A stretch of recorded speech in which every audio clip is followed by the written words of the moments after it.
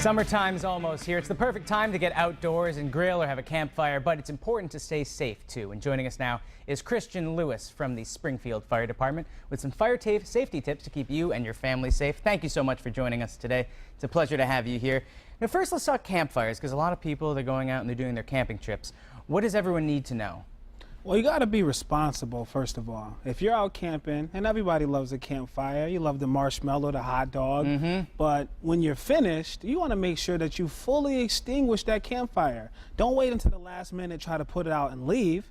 You got to put it out, finish packing up, go back and check it, turn it over, make sure that there's nothing smoldering underneath. And maybe you can check it by putting your hand on top of it to see if there's anything still burning at the end? Well, you can definitely check for heat, which you're going to have a little, but you want to turn it over repeatedly, make sure there's nothing smoldering underneath, because fire can smolder for a long time before it grows into a big fire that you can see. And you know what else can smolder? It's those pesky cigarette butts. And as a person who works with a fire department, you must be pretty sick of seeing still burning cigarette butts out. So what can people do with those, and how can they help prevent fires? Well, you got to be responsible once again and properly dispose of your smoking materials. We find that people just flick a cigarette into a mulch bed. You're just asking for trouble, because you have over 1,000 mulch fires that start this time of year a day nationally.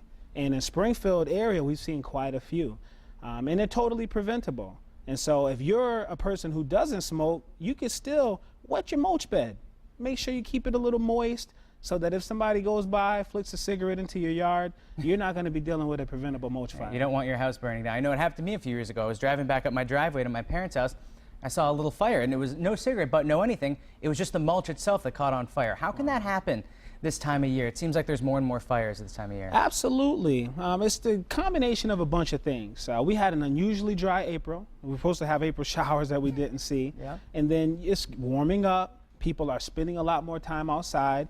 And then you got people trying to, beautify the yard. Spring is in the air, so they're hooking up the mulch. They're trying to beautify their landscape. And so with those combinations, all you need is a careless disposal of some smoking material, and you got a mulch fire on your hands. So everyone's got to keep it moist. Any other tips that you might have? Absolutely. For people who have employees at the office or apartment complex, put out some proper receptacles, because people are gonna put their cigarette butt somewhere. And so you can't stop smoking. So people need to put their cigarette butt somewhere at least. Exactly. We wish people would stop smoking. Exactly. I do too. But it's a fact of life. So you might as well at least put a receptacle out there. There you go. And you put it in there, and you're preventing mulch fires and keeping the community more safe. Well, thank you for keeping the community more safe. I appreciate you being here.